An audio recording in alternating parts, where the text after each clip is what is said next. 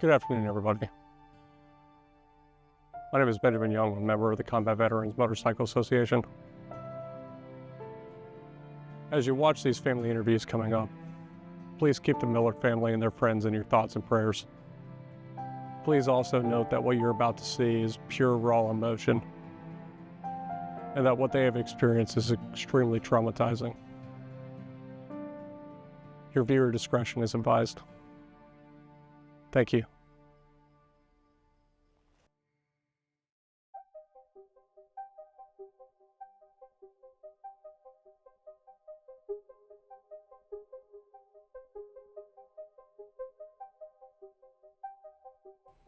That was one of the worst things I've ever seen in my life. And it haunts me every day. It has affected them so deeply. That's how his life ended. Just did it. I wish he would have been okay with seeking help. Saw a lot of things I wish we wouldn't do that night. He's just a wonderful person to hang out with, and my life is better because he was in it.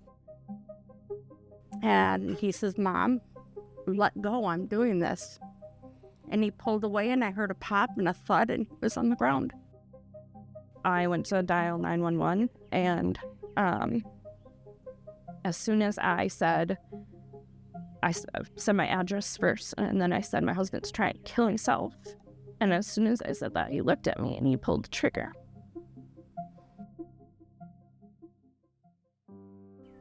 Can you introduce yourself for us, please? Yeah, Jake, I'm Jeff Jensen, Austin's uncle. Austin's uncle, okay. Yep. So obviously you knew Austin when he was growing up. Yes. Yeah. What was he like when he was growing up? When he was a small child, he was fairly shy, pretty emotional. And then as he grew up, he got a little more high-strung. Had a period where he was a little bit mischievous, I guess. Went through a time where he was a little rebellious. He was, but always a good kid, good athlete, very good, warm-hearted. He loved his grandma and grandpa with all his heart. He was always a mama's boy, for sure. His dad was in and out of his life. So I was more of his role model, and as he put it, his words, "You were more of a father than my own father." Growing up, I tried to set a pretty good example for him, and I hope at some level I did that. Yeah, he's a good kid. Am I allowed to swear? He was a little stinker. I'll keep it clean. He was a little stinker, but a daredevil. He was up for anything, like scare his mom to death. But, he was precocious, but yet loving. He was always, as Jeff said, a mama's boy. So we had a good relationship. Crazy. He was a daredevil. He could be quite shy, and then he'd turn around and do something completely off the wall.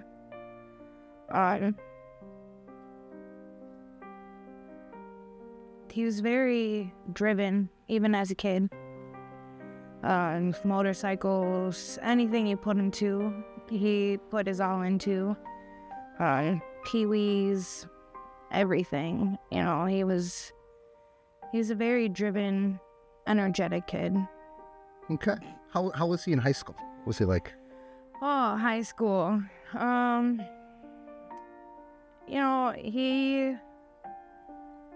He struggled with school itself. He always thought he was dumb, but he was so intelligent. He was very popular.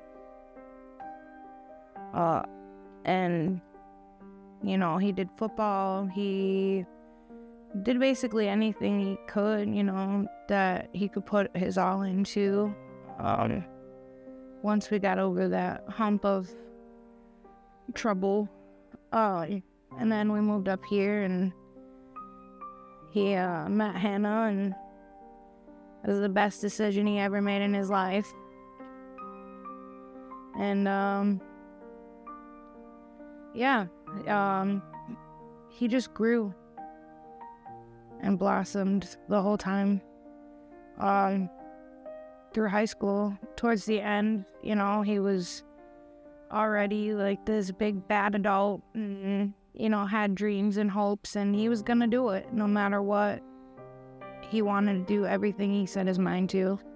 Austin and I met in high school, and that's how we became to be really good friends. Cool. That. So how did you get to become friends? What happened? What was going on there? Yeah, so he was a newly kind of came on over to our high school, and it was a football practice, and we were kind of seeing a new body out there. We weren't sure who the heck it was. Granted, you started practice before school started. So me and another buddy were just like, let's get to know the new guy. So we're just kind of joshing around, having a good time at practice, and long and behold, and we all of a sudden just hit it off and became really good friends from there on out. Awesome. Yeah. What was Austin like in high school? Someone who just had a huge smile on his face, wanted to have a good time, great sense of personality, hard worker, and someone that you knew would have your back. It was just a great bond, really competitive, smart, and charismatic. So really great individual. Awesome. How did you and Austin meet? We met in high school. We were 16. Fortunately, I was able to meet him like a month before school started, because he's a very popular person. He was new to the school, and he immediately hit it off with his friend Zach during football practice. And I happened to be hanging out with that crowd with Zach at the time, so we got to know each other before school started, and we were pretty much inseparable ever since. It was almost instant. What was he like in high school? He's very kind. He can make friends with everybody. Always, not just high school, but had a smile that could literally light up a room. Definitely popular, but friends with everybody. Didn't care what crowd you hung out with or what you did, It was very goofy and fun. Loved football. Everything was always about football. What led him to join the military? To be honest, I have no idea. I feel like once or twice he had made like a nonchalant comment about wanting to do it one day, but never really expressed anything. And then one day we were in the car, and he's like, "Well, I'll be right back," and like went inside just for something, and he had this folder like tucked enough out that it was noticeable between like the center console and his seat, and I like grabbed it and just looked at it, and it was all of his papers. He had signed up and like didn't tell anybody. So we got back in the car, and I was like, what's this? He was like, "Well, I didn't want to tell you. I wasn't going to tell you until I left for basic training." And I was like, one, I would have never stopped you. And two, why would you wait till you were leaving to tell me? I have no idea. I think it was just always something in the back of his head that he wanted to do. It was interesting because that one came out of the blue. I knew he was interested in it, talking with him. He's always interested, but he would never say, "Uncle Jeff, I'm going to go join." It was, "Uncle Jeff, I joined the National Guard." So, there was not a lot of inkling that he was going to do that. I knew that he was interested, but I didn't think he would act on that. Tended to be a little bit more spur of the moment and sporadic. Would boom, do something. Okay. And, it's obvious that's how his life ended. Just did it. Yeah, so joining the military was something that he had conversations with me about, and he was nervous about it, excited about, what it could be, and he really just wanted to serve and do something, that was, good for the common cause. Other than that, he kind of had his mind made up. He didn't. I don't really think care what everybody else wanted at that point. He knew he wanted to go do this and be a part of it, and he was really adamant about his time being in there and the commitment that he wanted to make. What was his military service like? What did he do, and how was it for him? Boot camp was rough. I mean, my communications with him were like, Mom, this really sucks. I hate it. But once he got back, he kind of settled in, and he was going to do his, I think he signed up for 6 years, and he was going to do that and then be done. And then he decided to make a career out of it and stay in it until he had his 20 years. So when he was in basic training, I remember, I think the first time he communicated to me, he said, Uncle Jeff, I almost got kicked out already, because he was a little lippy and said a few words that he shouldn't have said. In talking to a lot of his brothers and sisters, even before the event and after, they certainly looked up to him, and in the words of one of his commanders he was a leader, and so I saw that he taught and he led by example. There wasn't anything that he would do that it would expect anybody to do that he wouldn't do himself. That's the type of person he was. Get his hands dirty. So he had some active duty time. How was that? How would that affect him? How would that affect the family? I definitely would say that was when things started to change. Obviously, COVID was hard for everybody. Rory was not even 1 yet when he left. And right before COVID, actually, in like the February, he went for his sergeant's training. So he was gone for a whole month then too, and came back and then had to leave again. So he missed a good half a year of the first year of Rory's life, and that was really hard for him. Like her walking and all those things. I remember him saying, I always miss the good stuff. At least it was Madison, not overseas. I could keep him in the loop on what was happening. But he didn't take it very well. Being deployed was something he always wanted to do. I think probably being overseas would have been different, different environment versus he was stuck in a hotel room or a bar. Those were his only two options. Stay in a hotel room and play video games, which he was never a video game person, so that wasn't really something that he enjoyed, or go out with everyone that was there. Which obviously no one wants to sit in a hotel room by yourself and do nothing every night for over a year. But that was when he kind of really picked up on the drinking. He would try to come home on the weekends, maybe get there Saturday morning and have to leave again the next morning. I think he enjoyed seeing us, but having to leave again after that was hard on him. Mostly missing the girls and missing out on what they were doing. But then it started getting more distant, and the drinking was more frequent, and it just was never the same. When he came back, he would get angry so quickly. He snapped a finger over nothing. And I really don't know what happened down there to set it all off. But I do know I'm not the only wife who said that their husbands came back different.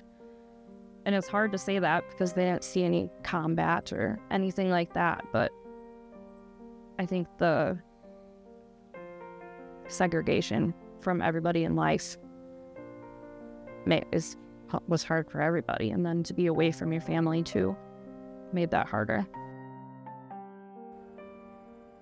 After the COVID deployment, you kind of talked about that, where he was activated for that. What was he like when he came back? When he came back, I mean, there was a lot of he was still the same Austin. I mean, he was energetic. He loved to be able to, have a good time and whatever we were doing and what it was going to be. One thing I think that I wish I would have saw more is we were probably drinking a little bit more than what we've ever had. I think that's something that I'm not sure if it was a crutch at that time or if it was just us getting, away from having a few more than what we typically ever would have. But that's something that I noticed is that we probably were drinking a little bit more heavier than what we had in the past. Did he struggle with mental health throughout this time?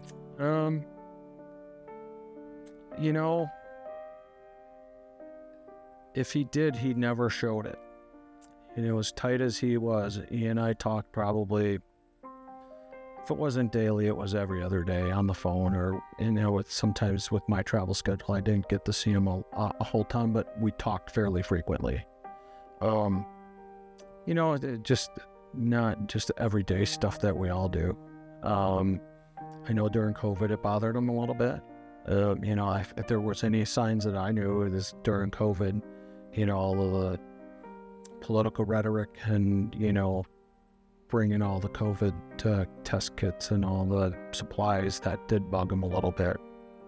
But no, to answer your question, to this day, I had no signs. I don't know that many of us did.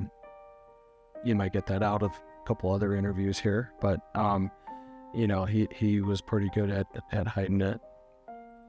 Not that anybody would know. As his mom, I knew that there was depression there somewhere.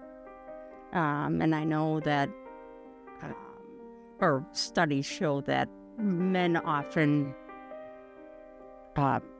portray depression as anger. And he would, get angry sometimes at the slightest things. And, I just, being his mom, I knew it was there. I never knew or suspected that he would do anything about it. But, I knew it was there. I couldn't outright see it. Like, in a situation like his, you don't realize what actually is going through his head until after the fact.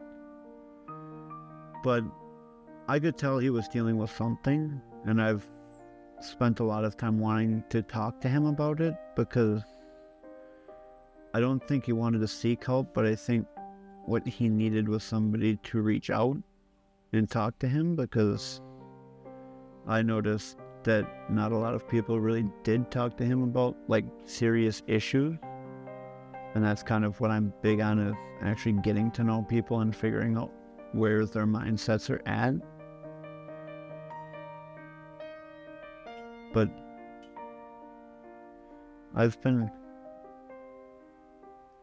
there's a lot of things I wish I would have been able to talk to him about that I never really had a chance. And it sucks, but... You were here that night that he passed away, right? We were actually here twice that night, because... Can you walk me through that? What happened that day? We were babysitting while him and his wife were out drinking. And everything seemed normal. They were constantly keeping in touch with us all night. We were having a blast with the kids, so we weren't really paying attention too much. We had the kids down around 9. They got back around 11:30. So we sat and talked. And it was the first time I'd ever actually gotten to see the kind of person Austin was. Because around me, he was a lot more serious, because I think he actually had to be that kind of person around me. So the first time I got to actually see his goofy side, we were talking about a lot of really raunchy things when they came home from the bar, and everything seemed great. And then one comment got made, and he basically flew off the handle. Me and my boyfriend Nick were watching the girls while they went out to eat. And, they came home and they were laughing and everything, and we were all laughing, and then a comment was said and he flipped. And he kicked me and Nick out, and we could hear him yelling as soon as we shut that door. And prior experiences, I was afraid for all of our safety in certain aspects, because he was drunk and angry. And so we contemplated in the driveway, and then we took off. What happened the day that he passed away? What was going on that day? It was a really perfect day, actually. We woke up, we had breakfast with the kids, we went grocery shopping, and then he and we had a date night that night. And I remember I wanted to do something different. We normally just end up at the corner having steaks every time. So I was like, I just want to go somewhere different and do something. We ended up at like 3 different places and nothing ever worked out. So then we ended up right back at our spot anyway, having steaks. It was a really good night. He drove truck, and I know in the fall there gets a period where they have less hours, and he gets nervous. He would get nervous around that time. But I was a stay-at-home mom, but I was about to graduate from college. So we were talking, and I said, I'm almost there, I'm almost done, and then I'll go back to work, and everything will be fine. You don't have to worry about it. And we were talking about planning a cruise, because that used to be our favorite thing to do before we had children. So we were actually looking up dates, looking up everything, like making plans for the future. And then we came home, and we were laughing and joking around with his sister and her boyfriend. And to this day, I still couldn't even tell you what it was that I said, but it was a joke. And he took it the wrong way, and with the snap of a fingers, like, I can still to this day, like, see the change in his face from happy to just, like, manic. And it was probably the most angry I've ever seen him. I remember I had called his mom because I didn't know what to do, and he was everywhere. He had woken the girls up, and they were scared because he was angry. And then that made him more angry because he then started saying that he was a bad dad and assuming that that's what we were all saying. And I don't even know, like, what was going through his mind because it was just everywhere. And I remember I didn't learn about it until afterwards. But he had 2 guns. He had one in his room, and the girls and I were downstairs at one point, and he had attempted upstairs, and the gun jammed. So eventually the girls and I made it upstairs, and his mom was there, and I remember just some part of me was like, I need to put the girls in my room and turn the TV on really loud and close the door. It happened in front of me.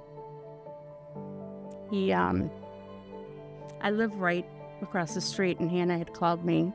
They had a fight, and she said, I need help. Can you come? And as I was walking up the driveway, he was walking out, and he says, Mom, you have 2 choices. You can either walk into that house and take Hannah's side, basically, or you can come with me. I'm going to your house. And I'm like, Austin, I'm not choosing. I'm trying to find out what's going on. I said, I want to see Hannah and see what's going on. And so I went in the house, and he followed me down there, and they continued to, kind of fight. And I don't recall now what was said, but something set him off, and he came upstairs, and I followed him. And he went in the truck, and he got his gun. And he was on the other side of the garage, and I was trying to get it away from him. And Hannah was calling 911, and he got mad and went and grabbed the phone and went in the house. Well, I went in, and somehow I was following behind him, and I know nothing about guns. And he had the gun in the back of his pants, and I hit it, and the cartridge fell out. So like I said, don't know anything. I didn't know if there was a bullet or what, and he was kind of standing there, and he had the gun, and I was trying to get a hold of it, and I had him by the shirt. And he says, Mom, let go, I'm doing this. And he pulled away, and I heard a pop and a thud, and he was on the ground. So yeah, then Hannah was by the back door seeing it and see him running out. She was trying to do CPR on him, but I kind of knew that he was gone right away. And I walk outside, and he had his weapon from the truck. And so I went to dial 911, and as soon as I said my address first, and then I said my husband's trying to kill himself. And as soon as I said that, he looked at me and he pulled the trigger.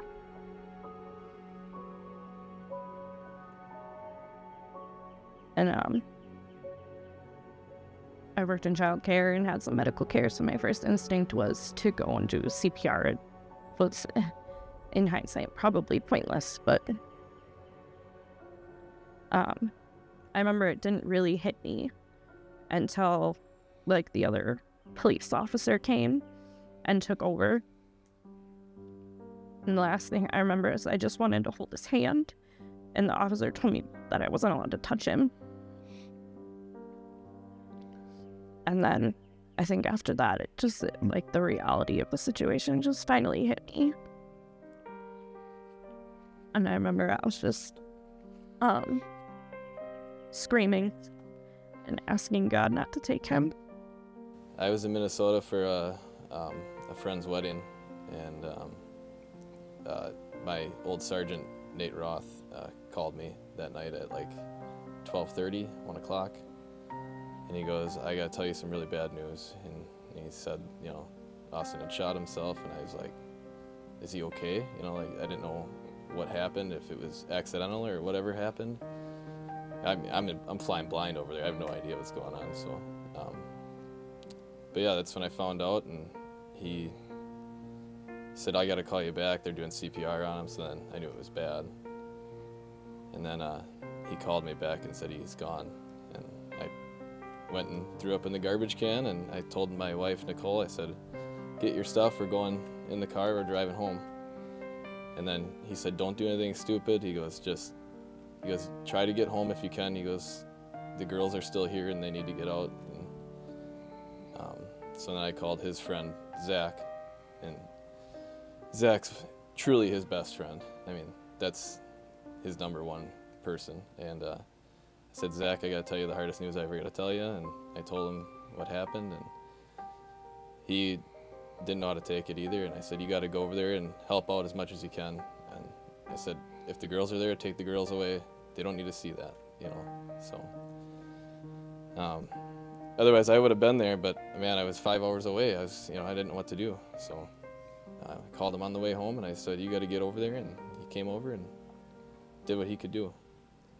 So I thought I was getting pranked. I mean, I really did. It was the middle of the night. I want to say it was midnight or close to 1 o'clock. I had gotten a call from someone in the guard that he had served time with, Mitch, and when he had called me, I literally dropped to my knees. I first looked at my phone, and I was like, they're out partying, they're having a good time, I'm gonna go pick them up, or something's going on there. But when he had told me that, it was very gut-wrenching, and I just kept telling him, no, and you've got to be kidding me. So immediately I called his phone, I get no answer, and then I call it again. I ended up calling his wife, Hannah. I ended up calling her phone, and I believe she ended up answering. That her mom did, kind of telling me, and really, really facing the reality of it, that it's taking place and it happened. So that night, I'm pacing back and forth. Obviously, I'm very emotional. I got tears running because I can't believe what's going on, but I know I needed to be there. Regardless if I couldn't do anything, I knew I needed to be there. So my wife and I, we jumped in the car. We went on over, and I at least wanted to get the girls out of there. I knew whatever was going on, it was an environment they would be comfortable with us. Between Austin's mom and they would be able to hold the fort there and help out Hannah in that moment. So yeah, we ended up bringing the girls back here for the night, and then we tackled those next 72 hours. I consider Hannah one of my best friends. And it was just heartbreaking to see her fall apart the way that she did.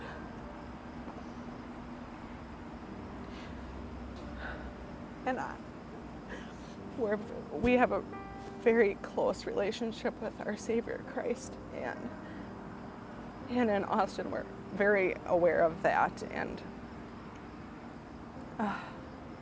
the first thing that she said to me when I walked in the bathroom and saw her covered in his blood was, "Do you think he's in heaven?"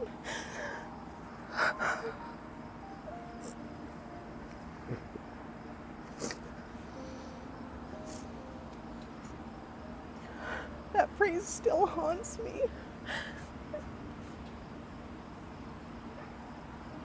I can still see it. It's just, the most heartbreaking thing. And to think how broken I felt in that moment. Looking back, I'm like, I can't even imagine me being, like, putting myself in her shoes. Like, that's her husband. Like, that's her and her kids, everything. It has affected them so deeply.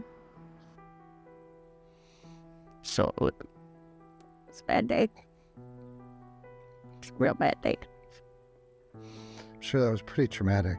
Yes, very, very. How has that affected you? No, I ended up in an inpatient twice. I had a lot on my mind, and I was going to go on my lunch hour and swallow a bunch of pills. And I got a hold of myself, and I said, I can't do this to my family. And I went to my boss, and I said, I gotta go. And she was, "What's wrong?" I said, "I want to die." And I took myself to the emergency room, and I spent 10 days at Willow Creek in Green Bay. And then I got out, and I went for outpatient, and got done with that, and I had another bout, and I drove myself up there again and said, I can't do this. The first time I did it, I said, I can't do this. I've got to live for my granddaughters. And the second time, it's like, no, I got to do this for me so I'm around for them. So, but I struggle. I struggle a lot. Been counseling, and I go see a psychiatrist, and it's been tough. I have diagnosed with PTSD and severe depression. I have definitely lost myself a lot. I am not the same person that I was at all.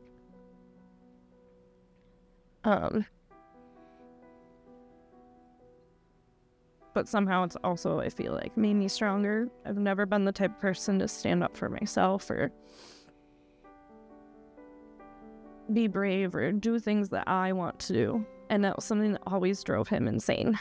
If there was one thing he could change about me, it was just to be myself and stand up for myself, which I feel like I've been getting better at. And I hate that it took this to do that, but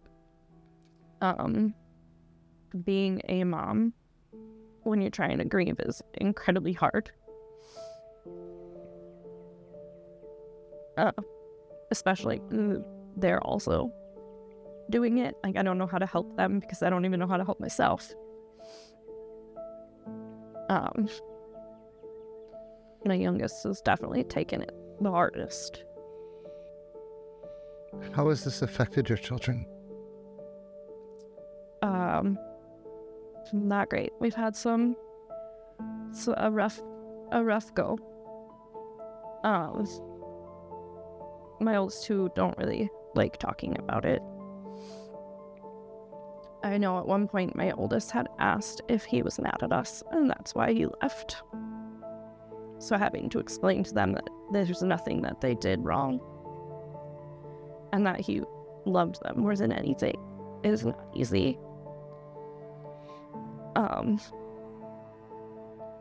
they try and ask, like what happened. So I guess I just tell them he had an owie in his head. And I don't know how else to.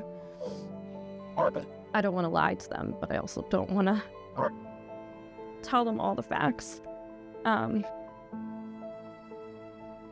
youngest has made a comment about how she wished she could die so she could be with him. I don't think she fully understands what that means, but I grew up without my biological father, so it kills me because I know the pain that they're gonna feel growing up. And they're so young that I don't know whether it's a good thing or a bad thing that they won't remember him much. Good that they won't feel the kind of pain that a lot of us will. But it also kills me even more to know that most of their memories are going to be what I tell them.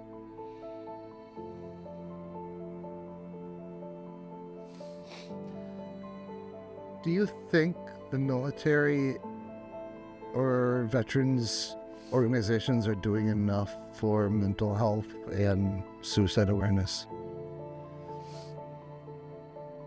Now, I feel like I see it all the time.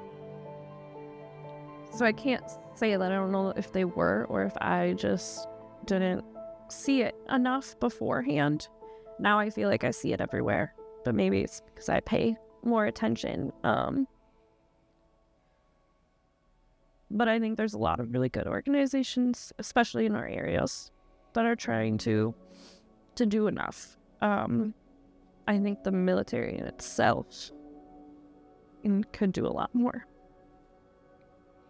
I know that Austin went through a suicide training not even a month before he passed. But it's all just do it and cross it off. There's never any care to it. And I think that a lot of them think that if they ask for help with anything, it'll just ruin their military career, and it looks down on them. And I think a lot of them won't ask if it's not service related because they think that that's all that it's there for, and it's not. And I wish they would do more to promote that, more than just a poster on the wall. To anybody thinking about suicide, what would you like to tell them? That there are more people out there that care about you than you think. Over 400 people showed up to Austin's funeral. And I don't think that he would have ever thought that would have happened. And I think that goes for everybody. That there's more people out there that care about you than you think. And all it does is put your pain on everyone else.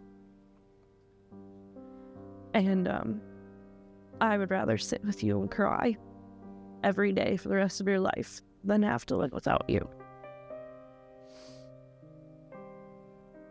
Number one, don't go out and drink.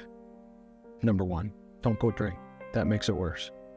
And I firmly believe today, had Austin not been drinking, he'd still be here. Because when you drink, you get all those barriers go around and you do stupid things. Reach out, call the suicide hotline. Call your brothers or sisters like yourself and others that you're with. It's never too, nobody can be too proud to reach out for help. That's the biggest thing you have to do. You have to, dial the suicide hotline. Get help. Get help. Talk to somebody. Don't do it. It's not worth it. You'll regret it. And I think Austin would regret it. If he was here today, he would say, I should have done it. He needs to be here. He was a wonderful father.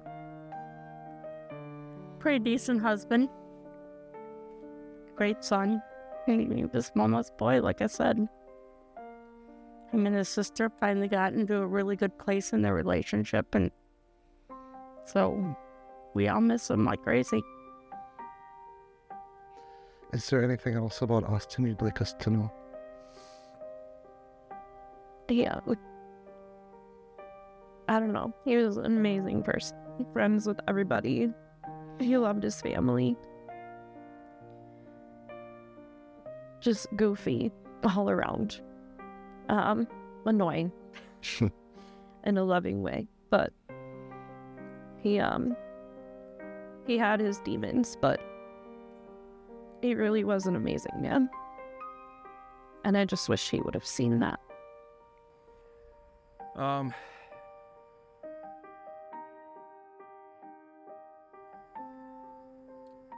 He's one hell of a friend.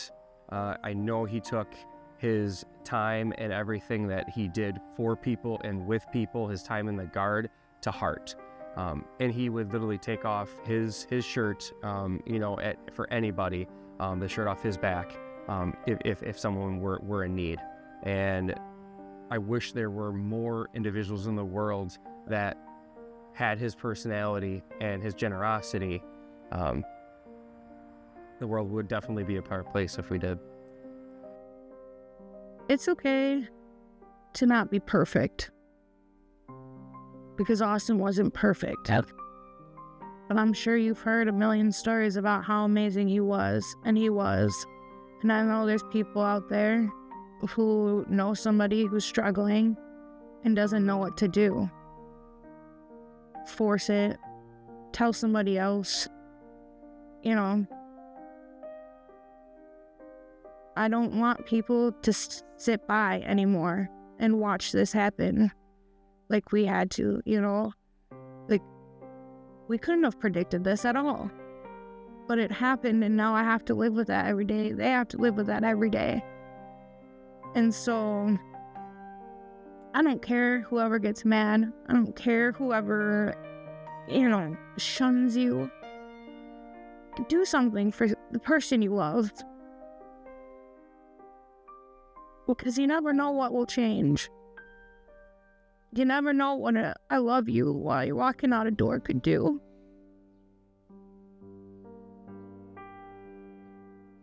So stand up and do something. That's what we all need to do, is do something. Because avoiding is not doing anything for people. America is losing its warriors to suicide at a catastrophic rate. Most suicide prevention models don't address how to actually find those in crisis. We need insight into what the final days, hours, and minutes of crisis look like. Black Box Project is the solution. Like the black box used to determine the cause of an aircraft crash, our team of data experts securely collects, processes, and analyzes devices of veterans who've died by suicide. We wrap our arms around lost survivors, and when the time is right, we invite them to learn how device donation can prevent future losses.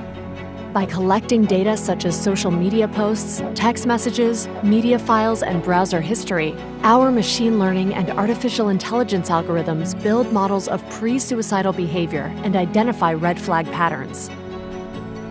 These insights empower us to rapidly deploy our life-saving services before it's too late. Once the data retrieval is complete, we return devices with all hardware and data intact. No warrior's death should be in vain. You can save lives and honor your loved one's legacy by donating their devices to Black Box Project. Learn more at stopsoldiersuicide.org/blackboxproject.